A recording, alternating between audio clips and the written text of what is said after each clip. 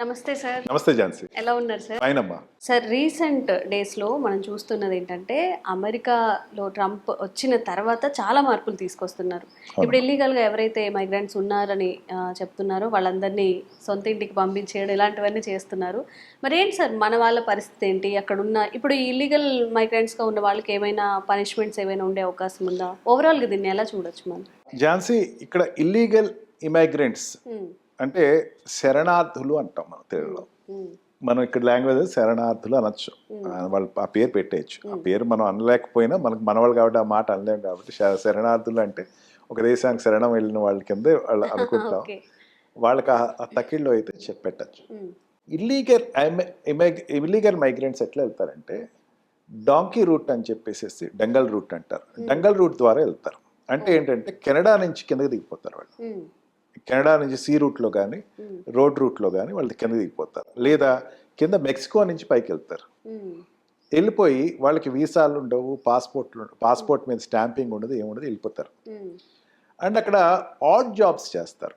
Add jobs అంటే ఏంటంటే నాకు ఒక హోటల్ ఉంది, నా హోటల్లో కొంతమంది ఎంప్లాయీస్ కావాలంటే అక్కడ ఉన్న లోకల్ వాళ్ళు పెట్టుకోవాలంటే నా హోటల్ కన్నా నాకు 5 స్టార్ హోటల్ పెట్టుకోవచ్చు. పేమెంట్స్ ఎక్కువ ఉంటాయి, చాలా ఎక్కువ ఉంటాయి. ఎందుకంటే పర్ అవర్ $8 లేకపోతే $18 పనిచేసేవాడు దొరకడు నాకు. దానికోసం ఏంటి, నేను తక్కువగా దొరికే లేబర్ని చూసుకుంటాం. అప్పుడు ఏం చేస్తారంటే ఈ ఇల్లీగల్ ఇమిగ్రెంట్స్ని నేను ముందు చూసుకుంటాను. వాళ్ళకి ఏజెన్సీస్ ఉన్నాయి, సీక్రెట్ ఏజెన్సీస్ ఉంటాయి, వాళ్ళ గ్రూప్స్ ఉన్నాయి. వాళ్ళని పెట్టుకుని ఇక్కడ వాళ్ళకి రెసిడెన్స్ కూడా ఇచ్చేస్తాం, దగ్గరలో ఎక్కడో రెసిడెన్స్ ఇచ్చేస్తాం. వాళ్ళకి ఏంటి, ఫుడ్, బెడ్ అన్నీ వెళ్ళిపోతాయి. ఇచ్చిన డబ్బు అంతా యాస్టీస్గా ఇండియాకి పంపేస్తూ ఉంటారు. ఈ రకంగా చాలా సంవత్సరాల నుంచి అక్కడ పేరుకుపోయిన వాళ్ళు ఉన్నారు, మన వాళ్ళు కూడా ఉన్నారు. మన వాళ్ళు ఉన్నారన్న సంగతి ఇప్పుడు తీసుకొచ్చిన ఇన్వెస్టిగేషన్ లేదండి 18,000 మంది ఉన్నారంటే 18,000 90,000 మంది ఉన్నారు లెక్క తీనా అని అడుగుతారు. అక్కడ 2023 to 2024 మధ్యలో వచ్చినదే 93,000 ఇల్లీగల్ ఇమిగ్రెంట్స్ ఉన్నారు అని చెప్పేసి అన్నారు. ఓకే సార్, మరి గవర్నమెంట్ కూడా ఒక ఐడియా ఉంటుంది కదా, ఇప్పుడు అమెరికా లాంటి పెద్ద దేశంలో ఇలా ఇల్లీగల్గా వస్తున్న వాళ్ళ మీద యాక్షన్స్ తీసుకోవడం ఏం చేయరా? వాళ్ళకి కూడా తెలిసే ఉంటుంది కదా, అందుకే కదా ఫస్ట్ టైం తీసుకుంటుంది. అక్కడ ఏమైందంటే పరిస్థితి ఏమైపోయిందంటే ఈ జాబ్స్ లోకల్ వాళ్ళకి అన్ఎంప్లాయ్ అవుతున్నారు. అన్ఎంప్లాయ్ పెరిగిపోతుందంటే కారణం వీళ్ళ వల్లే అన్న ఒక భావన, అది నిజమంతో అబద్ధం ఎంతో మనకి తెలియదు.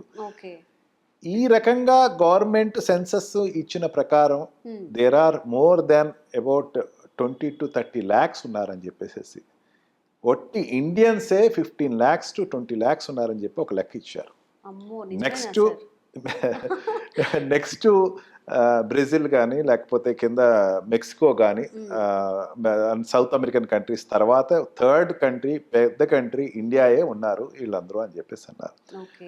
అండ్ మన తెలుగు రాష్ట్రాలకు సంబంధించిన వాళ్ళు దగ్గర 5 నుంచి 6 లక్షల వరకు ఉన్నారు. ఈ 20 లక్షల మంది ఒక లెక్క ఉంది, మనమే ఉన్నాం ఖచ్చితంగా. ఈ దీంతో వీళ్ళు అక్కడ no nation will accept. First Jhansi మన మైండ్లో పెట్టుకుందాం, ఏ కంట్రీ కూడా ఒప్పుకోదు, మనం ఒప్పుకోలేనప్పుడు ఏంటంటే ఈ మన ఎక్స్టర్నల్ అఫైర్స్ మినిస్టర్ చాలా క్లియర్గా చెప్పాడు, నేను ఏ దేశస్తుల్ని నా కంట్రీ నుంచి ఇల్లీగల్గా వెళ్ళమని నేను ప్రోత్సహించలేదు. ఫస్ట్ నేను క్లియర్ అయిపోయాను. వాళ్ళు పంపిస్తున్నారంటే నేను ఏమనగలనంటే జాగ్రత్తగా పంపించను అనగలను, కానీ అంతకన్నా మించి నేనేం చేయలేను. జైలు నిండిపోయి ఉంటారు ఝాన్సీ. వీళ్ళు వస్తున్నారంటే ఇప్పుడు వచ్చిన వాళ్ళు అనుకోకండి, don't take it is granted. ఇవాళ పట్టుకున్నారు రేపు మొన్నటి తీసుకొస్తున్నారు అనుకోకండి. చాలా మంది తెలియని విషయం ఏంటంటే జైల్లో మగ్గి ఇక్కడ వచ్చేవాళ్ళు ఉంటారు. లీగల్ ఇమిగ్రెంట్స్ దొరికి జైల్లో పెట్టేస్తారు. వాళ్ళకి ఎటువంటి డాక్యుమెంటేషన్ ఉండదు. వాళ్ళ తర్వాత చెప్తారు ఇండియాకి సంబంధించిన వాళ్ళు మెల్లిగా తీసుకొస్తారు. హోమ్ల్యాండ్ సెక్యూరిటీ వెళ్ళి అంటే పోలీసులు వెళ్ళి వెరిఫై చేయడం జరిగింది గురుద్వారా.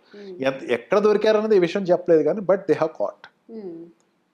ఇక్కడ అంటే మొన్న వచ్చినటువంటి C-17 వాళ్ళ ఆర్మీ ఎయిర్ క్రాఫ్ట్ తీసుకొచ్చినటువంటి MiG-17 ఎయిర్ క్రాఫ్ట్ తీసుకొచ్చి అమృత్సర్లో డ్రాప్ చేసిన దాంట్లో 205 మెంబర్స్ ఇల్లీగల్ ఇమిగ్రెంట్స్ ఫస్ట్ ఫేజ్లో తీసుకొచ్చారు. ఇంకా చాలా మంది ఉన్నారన్నారు. ఆ ఫస్ట్ ఫేజ్లో తీసుకొచ్చిన వాళ్ళు మన రాష్ట్రానికి సంబంధించిన వాళ్ళు లేరు. We're happy for it. మన 2 తెలుగు రాష్ట్రాలకు సంబంధించి మహారాష్ట్రకు సంబంధించిన వాళ్ళు అండ్ చండీగఢ్ సంబంధించిన వాళ్ళు, పంజాబ్, హర్యానా అండ్ ఉత్తరప్రదేశ్ సంబంధించిన వాళ్ళు ఉన్నారని చెప్పేసి అన్నారు. వాళ్ళు ఏం చేయకుండా అలా తీసుకొచ్చారా సార్? ఏమైనా పనిష్మెంట్ ఉండదమ్మా, ఉండదు. మనకి బయలాటరల్ రిలేషన్స్ అని ఉంటాయి, డిప్లొమసీ ఉంటుంది, కంట్రీకి డిప్లొమసీ. అక్కడ మెయిన్ ఏంటంటే కస్టడీలో తీసుకెళ్ళేటప్పుడు సంఖ్యలేసి తీసుకొస్తారు, కూర్చోబెడతారు. అండ్ మిలిటరీ ఎయిర్ క్రాఫ్ట్ అంటే మిలిటరీ ఎయిర్ క్రాఫ్ట్లో యాక్చువల్గా ఇదివరకు 150 మెంబర్స్ని తీసుకునేవారు. 121 మెంబర్స్ మాత్రమే మిలిటరీ ఎయిర్ క్రాఫ్ట్ ఎక్కిచ్చారు మీకు C-17లో. కానీ మొన్న ఆఫ్ఘనిస్తాన్ నుంచి అక్కడి నుంచి తీసుకెళ్లేటప్పుడు 600 మందిని ఎక్కించి తీసుకొచ్చారట. ఓకే, ఎక్కువ మంది తీసుకురావచ్చని ఇప్పుడు దాని యొక్క సీటింగ్ కెపాసిటీ పెంచి 200 to 230 వరకు పెంచి కూర్చోబెట్టి, దాంట్లో ఫెసిలిటీస్ ఏముండో, ఒక సీట్ ఉంటుంది దాంట్లో కూర్చోబెట్టేస్తారు. మన ఎయిర్ లైన్స్ లాగా లగ్జరీ సీట్స్లు ఏముండో కూర్చోబెట్టేస్తారు, తీసుకొస్తారు. వాళ్ళు చెప్తుంది ఏంటంటే మొన్న మెక్సికోకు తీసుకెళ్ళిన వాళ్ళు అండ్ అక్కడ సౌత్ అమెరికన్ కంట్రీస్కి డిపోర్ట్ చేసిన వాళ్ళు ఏమన్నారంటే మాకు సరైన మంచినీళ్ళు ఇవ్వలేదు, తాగడానికి మంచినీళ్ళు కూడా ఇవ్వలేదు అని చెప్పేసి ఏదో అన్నారు. But we don't know about the truth of it. ఆ రకంగా కాకపోతే గవర్నమెంట్ డిప్లొమసీ అక్కడ ఏం చేసిందంటే ఢిల్లీ మాత్రం వాళ్ళు తీసుకురాకండి, డైరెక్ట్ మళ్ళీ ఏదైనా గొడవలు అవుతాయేమో అమృత్సర్, పంజాబ్ వాళ్ళు ఎక్కువ అన్నారు, అమృత్సర్ తీసుకెళ్ళండి, అక్కడి నుంచి వాళ్ళ స్టేట్ వాళ్ళు తీసుకెళ్ళిపోతారు, ఏ స్టేట్ నుంచి ఆ స్టేట్ రీడిస్ట్రిబ్యూట్ చేసేద్దామని చెప్పేసి అన్నారు. ఈ ఇష్యూలో మాత్రం థ్యాంక్ గాడ్ ఏ స్టేట్ ఇప్పటి వరకు దాని గురించి నెగిటివ్ కామెంట్ అయితే చేయలేదు. పంజాబ్ సీఎం ఏమన్నారంటే, చీఫ్ మినిస్టర్ ఏమన్నారంటే, ఎస్ మా వాళ్ళు మాకు వచ్చారు ఇల్లీగల్, మీకు దాని గురించి చూసుకుంటున్నాం, సెంట్రల్ గవర్నమెంట్ కొన్ని పేపర్స్ పంపిస్తున్నాము వీళ్ళకి సంబంధించింది అని చెప్పేసి అన్నారు తప్ప ఏ స్టేట్ అయితే గొడవ చేయలేదు ఇప్పటి వరకు యాజ్ ఆఫ్ నౌ. ఈ ఇల్లీగల్ ఎమిగ్రెంట్స్ ఝాన్సీ ఏ స్టేట్ ఏ కంట్రీకైనా ఇబ్బంది, దానికి ఎవరు ప్రోత్సహించకూడదు. మన వాళ్ళు ఉన్నారనేసరికి మనం కొంచెం ఇల్లీగల్గా అక్కడ ఉన్నారు అనేసరికి కొంచెం ఒక బాధ, ఒక రకమైనటువంటి ఆవేదన వస్తుంది తప్ప ఎక్కువ మనం దీని గురించి ప్యానిక్ అయిపోయి ఎస్ వీళ్ళు ఎవరు ఉన్నారు, వీళ్ళు తప్పు చేస్తుంది, అమెరికా తప్పు చేస్తుంది, వాళ్ళని ఏంటి ఎట్లా పంపించేయటం, సంఖ్యలు వేసి పంపించడం ఏంటి, ఇటువంటిది మనం కాస్త సైలెంట్గా ఉంటే అమెరికాతోటి మరి ఇండియన్ రిలేషన్స్ అనేకమైన ఇండియన్ కామర్స్ రిలేషన్షిప్ కానీ డిప్లొమాటిక్ రిలేషన్షిప్ కానీ చాలా పెద్దగా ఉన్నది. యాజ్ ఆఫ్ నౌ ఇండియాకి ఇచ్చేటువంటి ఇంపార్టెన్స్కి మిగతా అన్ని కంట్రీస్ కూడా కాస్త షాక్ అవుతున్నాయి. బ్రిక్ నేషన్స్ ఉన్నాయమ్మా, బ్రిక్ నేషన్స్లో one of the India is one of the part of it. BRIC నేషన్స్లో డాలర్ కన్నా ప్యారలల్ కరెన్సీ తీసుకురావాలని నిర్ణయం తీసుకుంది. డాలర్కి ప్యారలల్ కరెన్సీ వస్తే ఆ కంట్రీస్ అన్నిటి మీద రిస్ట్రిక్షన్స్ వేస్తానని చెప్పి స్టార్ట్ చేసేసింది అని చెప్పి ఏం ఆగల. చైనా మీద ట్యాక్సెస్ 10% పెంచేసింది, ఇప్పటి వరకు ఇండియా మీద టచ్ చేయలేదు. అంటే ఇండియా అంటే అమెరికాకి కన్సర్న్ ఉంది. మెయిన్గా ట్రంప్కి ఇప్పుడున్నటువంటి ప్రధానమంత్రి మీద ఒక రకమైనటువంటి ఫ్రెండ్లీ రిలేషన్షిప్ ఉంది. కానీ ఇటువంటి టెక్నికల్ ఇష్యూస్ మాత్రం ఇమీడియట్గా ఫోన్ చేసుకుని మాట్లాడుకున్నారమ్మా. దాంట్లో ఎటువంటి డిఫరెన్స్ లేదు ఝాన్సీ. వాళ్ళు Indian even external affairs ministry చెప్పినటువంటి ఇన్ఫర్మేషన్ ప్రకారం కూడా ఎస్ ఇల్లీగల్ ఇమిగ్రెంట్స్ అంటే నేను అవసరమైతే ఫ్లైట్ ప్రొవైడ్ చేస్తాను, మీరు వెనక్కి వచ్చేసేసేయండి, మీరు దొరికితే కనుక బాగోదు, ఆ కంట్రీ పంపిస్తే కొంచెం మాకే బాధగా ఉంటుందని మాత్రం చెప్పింది తప్ప బట్ ఈ ఇష్యూ మీద ఇంటర్నేషనల్గా ఏదో గొడవ పెట్టేటువంటి అంశం అయితే కాదు. జనరల్గా వాళ్ళు అక్కడ క్రైమ్ చేయలేదు కాబట్టి మన దృష్టిలో క్రైమ్ చేయలేదు, ఏదో పని కోసం శరణార్థిగా వెళ్ళారని మనం ఫస్ట్లో అనుకున్నాం కాబట్టి ఇవి లేకపోతే వేరేలా ఉంటే మళ్ళీ వేరేలా ఉంటుంది. ఇప్పుడు ఆల్రెడీ ఈ H-1B వీసా మీద కానీ, స్టూడెంట్ F-1 వీసా మీద కానీ, లేకపోతే L-1 వీసా మీద కానీ ఉన్న వాళ్ళందరినీ పంపించేస్తాను అంటే కొంచెం కంట్రీ రియాక్ట్ అవుతుంది. ఎందుకంటే ఇది కాదు పాలసీ, మనకి పాలసీస్ కొన్ని ఉన్నాయి అని చెప్పేసి పాలసీ వైజ్గా వెళ్తాయి. ఇల్లీగల్ ఎమిగ్రెంట్స్ అనేది కంట్రీకి ఉండే బయలేటరల్ రిలేషన్షిప్ ఏదైతే ఉందో, ఇంకా ఇది వీఆర్ లక్కీ పీపుల్ అమ్మా. పాకిస్తాన్లో ఉండే పంపర్ తెలుసు కదా మీకు, పాకిస్తాన్లో బోర్డర్ దాటుతూ ఉంటారమ్మా, ఇది మన నావిగేషన్ ఉంటుంది, సీ బార్డర్ ఉంటుంది, మనకు తెలియదు, జాలర్లకు తెలియదు. అది గుజరాత్లో ఉండేటువంటి జాలర్లకి సీ నావిగేషన్ తెలియదు. వాళ్ళు తెలియక ఏం చేస్తారంటే పాకిస్తాన్ బార్డర్లోకి వెళ్తారు. ఒక్కొక్కళ్ళు పాకిస్తాన్ బార్డర్లోకి వెళ్ళకపోయినా ఆ నావిగేషన్లో ఉండేటువంటి సీ నావిగేషన్లో ఉండేటువంటి సెక్యూరిటీ ఫోర్స్ ఏం చేస్తారంటే వీళ్ళని అరెస్ట్ చేసి తీసుకెళ్ళి జైల్లో పడేస్తారు. అక్కడికి వెళ్ళిన తర్వాత వాళ్ళని ఇక్కడ ఇండియా పంపించరు. అసలు వాళ్ళు ఏమైపోయారో కూడా తెలియదు. వాళ్ళ భార్య పిల్లలు వాళ్ళు అప్లికేషన్స్ పెట్టుకుంటూ ఉంటారు. మైసెల్ఫ్ ఇక్కడి నుంచి గుజరాత్కి వెళ్ళి ఒక జాలర్ కోసం అని చెప్పి నేను ఈవెన్ హైకోర్టులో పిల్ వేసినా సరే నాకు సరే నాట్ హెబియస్ కార్పస్ పిటిషన్ వేసాను, అయినా సరే నాకు ఇప్పటివరకు అడ్రస్ తెలియదు.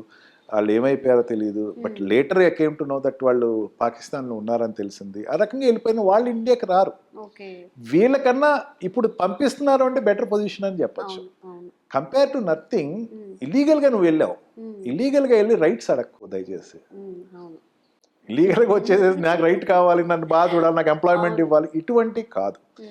ఇల్లీగల్ ఇమిగ్రెంట్స్ కాకుండా అక్కడ అస్లైమ్ ద్వారా వెళ్ళిన వాళ్ళకి ఒక రకమైనటువంటి ట్రీట్మెంట్ ఉంటుంది. దీనికి దానికి చిన్న డిఫరెన్స్ ఝాన్సీ. అస్లైమ్ పొలిటికల్ అస్లైమ్ అంటారు. అంటే ఏంటంటే ఇక్కడ నుంచి ఆడు మన వాట్ వి కాల్ టూరిస్ట్ వీసాలో వెళ్ళిపోతాడు. వెళ్ళిపోయి ఇమీడియట్గా డిపార్ట్మెంట్కి వెళ్ళి రిపోర్ట్ చేస్తాడు, నాకు నా మీద మోడీకి చంద్రబాబు నాయుడుకి విపరీతమైన కోపం ఉంది, నన్ను చంపే ప్రయత్నం చేస్తున్నారు, దయచేసి నాకు మీకు శరణార్థుల కింద నాకు ఇక్కడ అప్లికేషన్ పెట్టుకుంటున్నాను, నాకు ఇక్కడ ఉండనివ్వండి అంటే ఆ కంట్రీ కన్సిడర్ చేస్తుంది. Country will consider it. అది నిజమా కాదని చెక్ చేసుకోవడం, అది వెరిఫై చేసే వరకు వాడికి ఉద్యోగం ఇస్తుంది. ఆ కేసు లాంగిటివ్గా వెళ్తే వాడికి అక్కడ గ్రీన్ కార్డ్ ఇస్తుంది, తర్వాత సిటిజన్షిప్ ఇస్తుంది. ఇప్పుడు మన మనీ ఎగ్గొట్టేసి వెళ్ళిన వాళ్ళందరితో కూడా ఇదే తరహాలో ఉంటారా? వాళ్ళు వెళ్ళేది ఎట్లా వెళ్తారంటే వాళ్ళు బిజినెస్ వీసా మీద వెళ్తారు. కరెక్ట్, మంచి క్వశ్చన్ అడిగారు ఝాన్సీ. నేను ఇది కూడా తెలుసుకోవాలి. చాలా మందికి ఇండియన్స్కి ఏంటంటే వాళ్ళు తీసుకురావట్లేదు, వాళ్ళు నీరవ్ మోడీ ఎప్పుడు రాడు, లేకపోతే ఇంకొకటి రాడు అని చెప్పి ఆవేదన ఉంటుంది.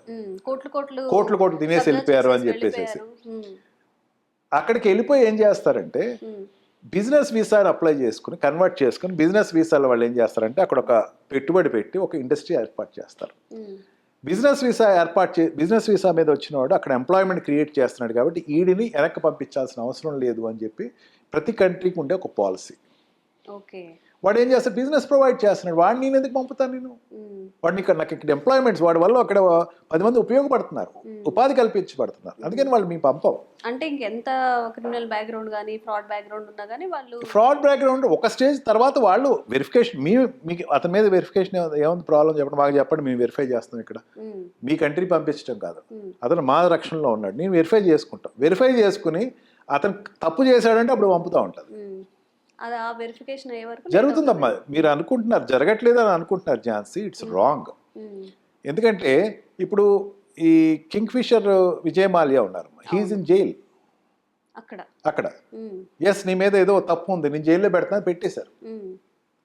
నీరవ్ మోడీని కూడా ఇవాళ రేపు పెడతారు, అక్కడ విచారిస్తారు, ప్రాథమిక విచారణ అక్కడ చేసి తర్వాత ఉండేటువంటి బయలాటరల్ రిలేషన్ ద్వారా పంపుతారు. We can't ask as a right అమ్మ ఝాన్సీ.